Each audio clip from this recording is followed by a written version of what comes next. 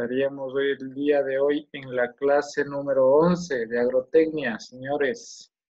Ya avanzando más del 50%. Hemos terminado ya el capítulo 9, que corresponde a agua y riegos. Entonces es importante, ustedes saben que el agua es el factor principal para la vida. Entonces nosotros debemos manejar muy bien ese recurso, ya que el agua solo la tenemos disponible de la lluvia o de ciertas vertientes o a veces lugares donde se puede hacer un riego controlado por medio de acequias o por medio de surcos, incluso por turnos. A veces en la sierra, por comunidades o por haciendas o por barrios, se hacen los turnos del riego.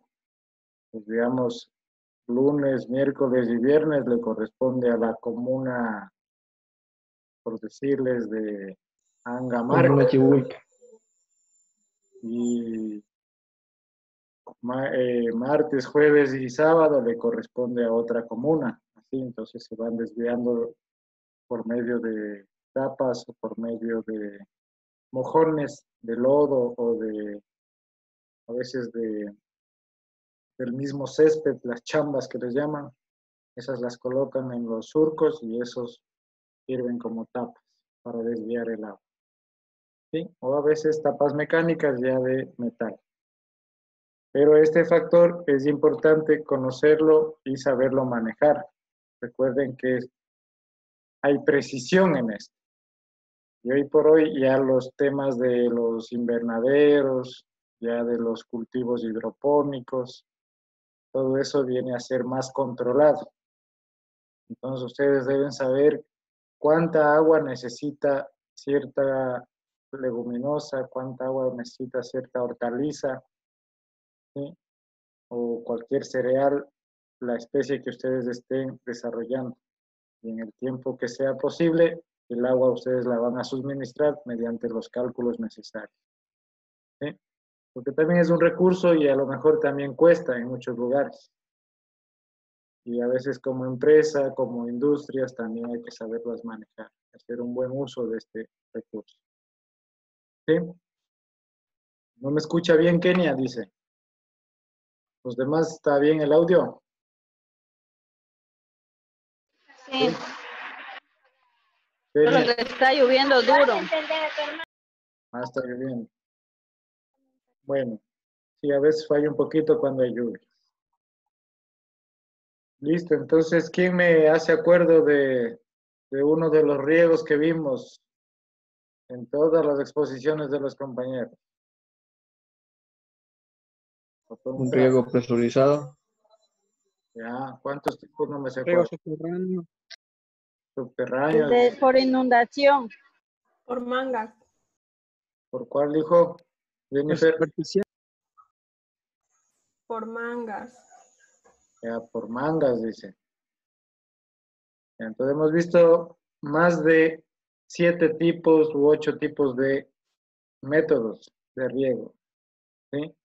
Que ustedes ya conocen y a lo mejor ya en la materia de riegos mismo ya toparon esto. Simplemente aquí reforzamos un poquito, ¿sí? Pero ustedes ya pueden hacer uso del que más convenga, de acuerdo al desarrollo y a los fines que ustedes quieran dar en sus técnicas y en sus experiencias. Pues bueno, tenemos una lección pendiente para el día viernes, creo. ¿Sí, no? ¿Cuál? La de este capítulo de agua y riegos.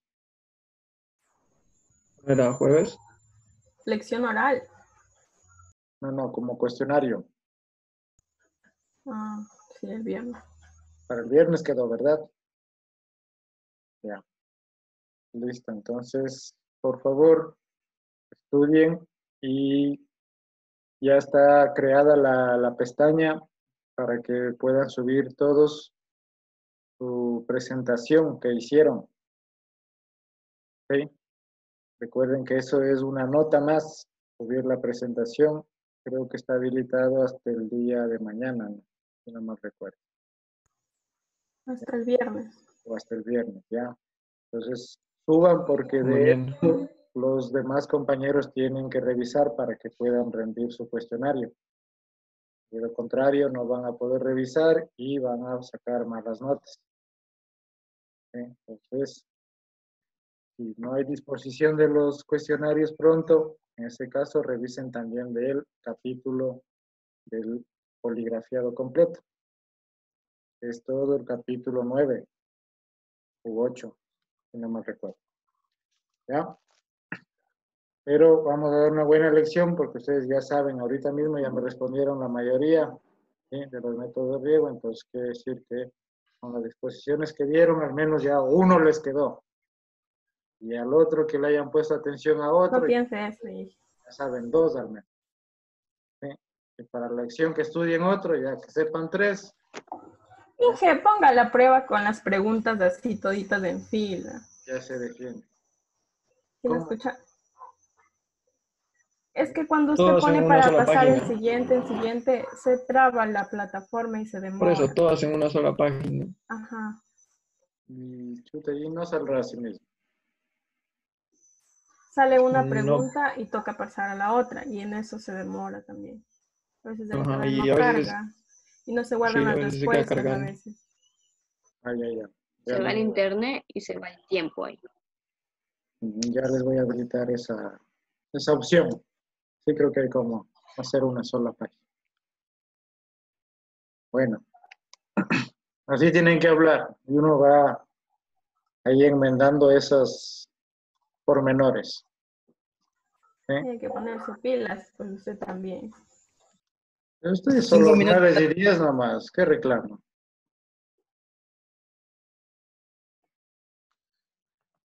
Bueno, entonces para seguir avanzando y vamos a entrar ya al capítulo 10, que es ya fertilización, que también es parte de los estudios y comprensión que ustedes ya han tenido. Y para fertilización, como si son capos, hasta las técnicas saben hacerlo en el campo, entonces creo que directamente sería de tomar una leccioncita más bien. ¿Cierto? ¿Qué dice María? O vamos refrescando nomás así. Recorderis primero. Vamos recordando. Ya. Vamos recordando, dice primero. Una parte que se queda pendiente de esa unidad es la planificación de los riegos, ¿sí?, que es una partecita antes de lo que nos dio María. ¿Sí? En la planificación de los riegos, generalmente se harán las planificaciones y está bien especificado y bien explicado en el poligrafiado, en la página 155 hasta la 160, si no me equivoco. ¿Sí? Entonces revisen también eso, por favor, de los cálculos de los riegos, de las planificaciones que les va a servir. E inclusive está ahí las profundidades, hasta cuánto se desarrollan las raíces en cada cultivo. Entonces esto les puede servir igualmente para que ustedes puedan saber hasta dónde tienen que hacer el humedecimiento de esos suelos, ¿ya? Para que no falle la capacidad de campo. Y ya terminando eso, tenemos lo que es las láminas de riego, ¿sí?, que alguna vez sí han de haber calculado, me imagino. ¿Sí? ¿Sí saben hacer las láminas de riego? ¿Sí saben calcular? ¿Cómo que no? No me acuerdo que nos hayan dado eso. ¿No les dieron la lámina de riego? Sí, nos dieron. No me No acuerdo. recuerdo. Un pequeño recordere, Inge. ¿Qué Ya, preguntó? mandé la lámina de riego, María. ¿Sí se acuerdan o no? El cálculo. Con una botella y pues la presión que va con la viana o algo así, por segundo. Ya, déjenme, les pongo, aquí estaba un ejemplo mismo. Ya. A ver, voy a compartir. Ya. Aquí dice la lámina de riego, ¿no es cierto? En los riegos superficiales se va a calcular la lámina de agua, ¿sí? Que va a aplicarse en el momento de hacer el regadío. Entonces se va a controlar o se va a conocer las constantes, ¿sí? Esa nos dio María incluso. Nos dio las constantes que decíamos de acuerdo al suelo, si es arenoso, si es arcilloso, si es franco, ¿sí? Había ciertas constantes. Entonces, en un suelo franco, por ejemplo, la capacidad de campo, ¿sí? Del 20.3%, el punto de marchitez permanente, ¿no es cierto? Es del 9.2% y el agua aprovechable del 11.1%. Entonces, aquí nos explica que las hortalizas se conviene regar cuando se ha consumido el 50% del agua aprovechable. O sea, del 11.1 se consumió la mitad, que es 5.5. Entonces, para calcular la lámina de agua en las hortalizas sería 50% del agua aprovechable por es el de A.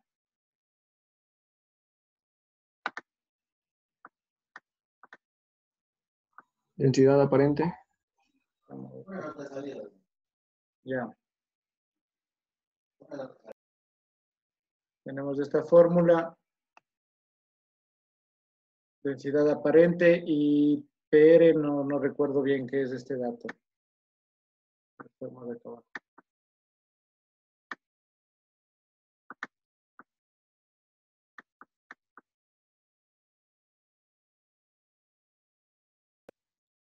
Dice profundidad de la raíz. Ya, estamos para un cultivo de lechugas, ¿verdad? Ya, sí. Entonces, hablamos que las constantes, en este caso, para un suelo franco, la densidad aparente es de 1.4. Y para la lechuga, la profundidad sería de 40 centímetros. Ya, entonces, reemplazando esta fórmula, el valor es de 3 centímetros, 3.08 centímetros de agua, ¿sí? Que sería la lámina de agua. Entonces dice, por lo tanto, el volumen para una hectárea, o sea, 10.000 metros cuadrados de una hectárea, y la lámina fue de 3.8 centímetros, esto vendría a ser 0.0308 metros, que es el volumen de agua. Multiplicando por la hectárea, nos vendría a dar 308 metros cúbicos de agua, ¿sí? Entonces, ese es el requerimiento que va a tener ese cultivo de hortalizas. Ya, entonces esto deben ustedes saber calcular para que mediante las pérdidas, si es que hay escurrimientos, si es que hay filtración, evaporación, todo eso se pueda ir compensando con este riego, ¿sí? Entonces, la eficiencia de aplicación también es importante considerar dependiendo del sistema que ustedes o el método que estén implementando. Ya, entonces, la lámina de agua, eso también es importante conocer. Igualmente, acuérdense que para saber eso, aquí tenemos que tomar en cuenta lo que nos habló María en su presentación, ¿sí? De esas constantes, las constantes que nos da para ciertos suelos. Y tenemos aquí, por ejemplo, las profundidades. Yo les hablaba que aquí teníamos, por ejemplo, las profundidades de algunas hortalizas. Ustedes pueden ver en este texto. ¿Dónde estaba esta parte? Creo que María nos presentó esa parte.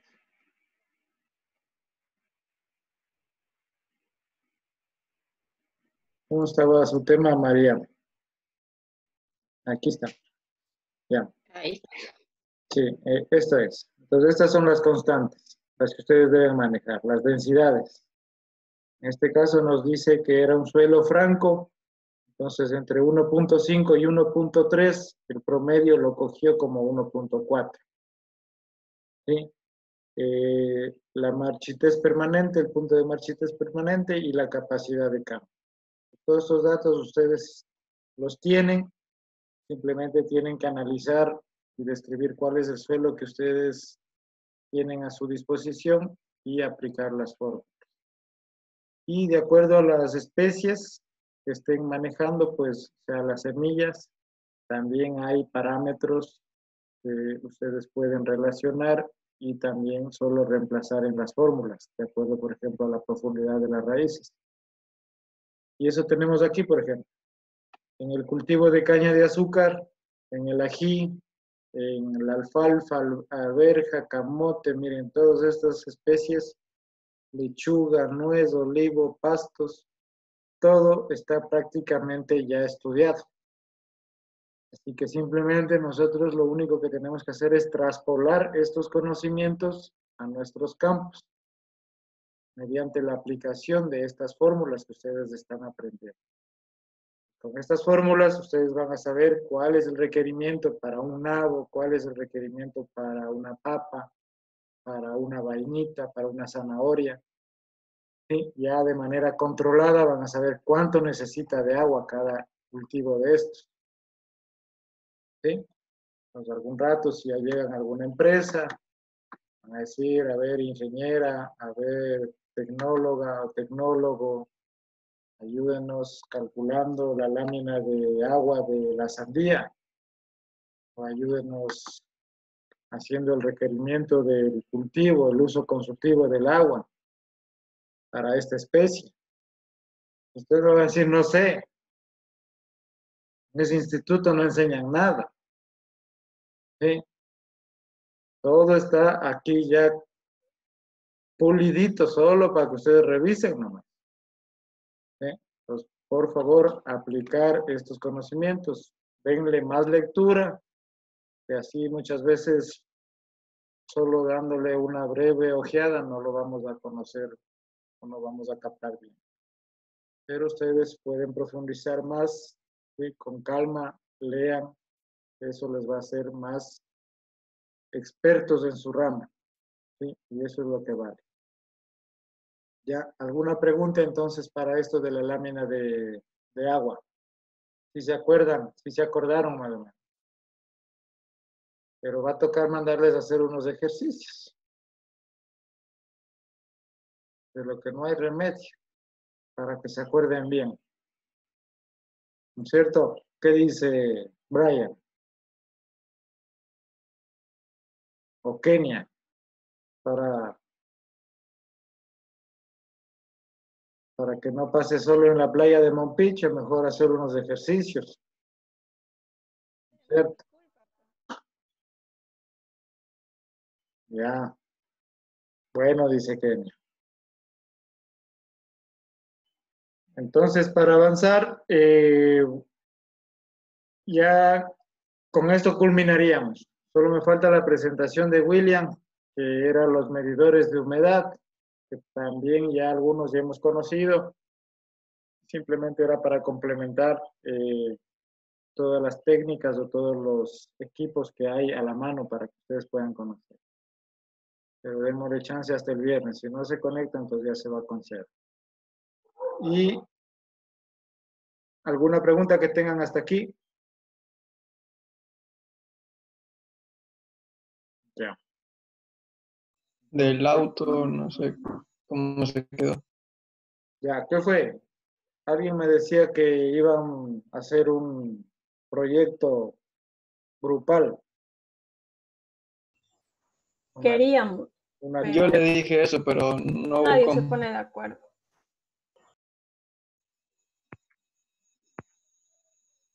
y ahora, campo entonces. ¿Cierto? Un poquito de sudor, ampollas, dijo Hagamos de Brian. grupos mejor. ¿Oramos qué? Por grupos. Entonces, si son solo 9, ¿cómo va a ser grupos? Poquitos. De 2. No sé, sería de 4. Uno se queda sin pareja.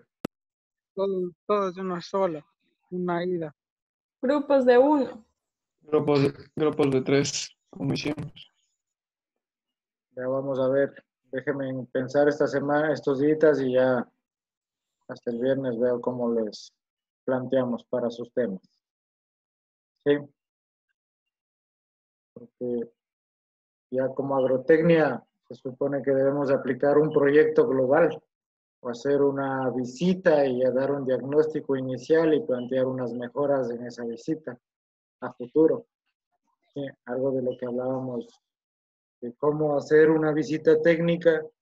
Ustedes hacen un análisis completo de los recursos que se tiene al alcance y mediante eso mismo, con toda esa información, ustedes plantean alternativas o soluciones. ¿Sí? Entonces, eso sería importante para que ustedes ya también tengan esa experiencia de cómo actuar. Sí, ir con un pHímetro. Claro, el pHímetro dice. Ya llegó la lluvia por acá. Esperemos que no se desconecte.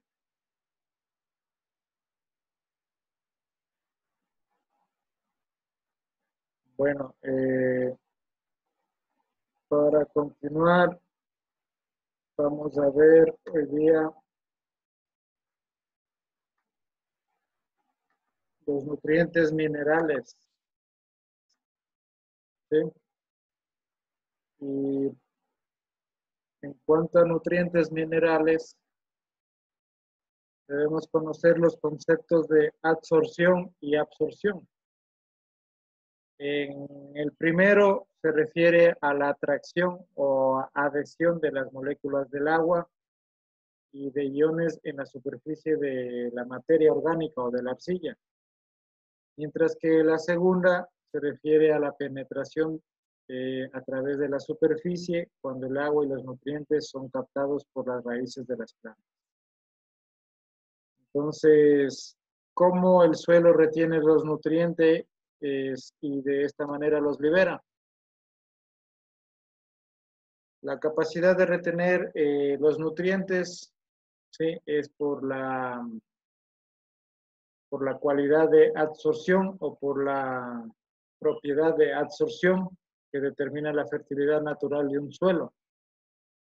Entonces, si hay absorción, la arcilla y la materia orgánica van a estar ligados a los nutrientes por un complejo de absorción.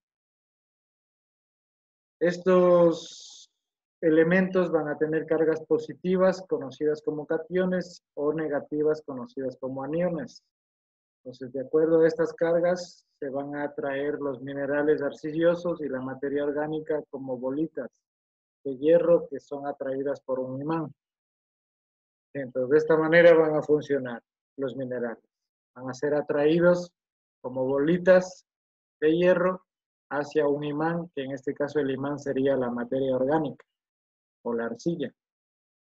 ¿Sí? Entonces, para que los nutrientes o estos minerales estén disponibles para las plantas o para las raíces, se deben encontrar en forma disuelta. Y esta forma disuelta se conoce como la solución del suelo. Pues la solución del suelo es la que va a contener todos estos nutrientes disponibles para las plantitas, que son absorbidos por las raíces en esta forma disuelta. ¿Sí? Entonces, hablemos que todo este complemento de aquí es un pedazo de materia de tierra o de humus, ¿sí? Con arcilla. Y aquí se encuentran los aniones y los cationes. ¿Sí? Entonces, conforme van interactuando con las partículas de materia orgánica o arcilla, estos van a cambiar de cargas y van a estar disponibles para las plantas. ¿Sí? ¿Estamos bien hasta ahí? Eso es lo de capacidad de intercambio catiónico, algo así. Sí, exactamente. Capacidad de intercambio catiónico muy parecido, ¿no es cierto? Pero de la manera que se les quiere explicar es que para que estén disponibles para la planta deben estar en forma disuelta.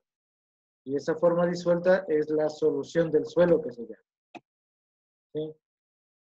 Entonces, en el suelo existe el equilibrio entre estos cationes y aniones que son absorbidos en las partículas del suelo y luego van a ser liberados en la solución para que las plantas puedan absorberlos. ¿Sí? Entonces, aquí vemos cómo están liberados los nutrientes, ¿sí? Para poder ser absorbidos por las raíces y llegar a cumplir las funciones específicas en la plantita. En estos procesos, los cationes van a ser reemplazados, ¿sí? Al igual que los aniones. Entonces, siempre debe existir un equilibrio entre aniones y cationes. Entonces, los nutrientes son liberados del complejo de adsorción, ¿sí? Entonces, esta es la arcilla o este es el humus. Pues aquí se encuentran en un complejo de adsorción, adheridos, digamos, adheridos a estas partículas. Entonces, cuando se hace el intercambio, es porque la raíz se encuentra con cargas libres y para formar complejos, entonces secuestra ciertos elementos como cationes o aniones haciendo un intercambio.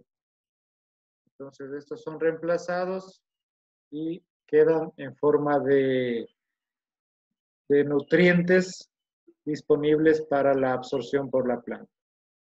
Mientras que los aniones son reemplazados por los iones hidroxilo, ¿sí? Y también van a formar agua, ¿sí? Y esa agua muchas veces transpiran las plantitas y la eliminan cuando está en exceso.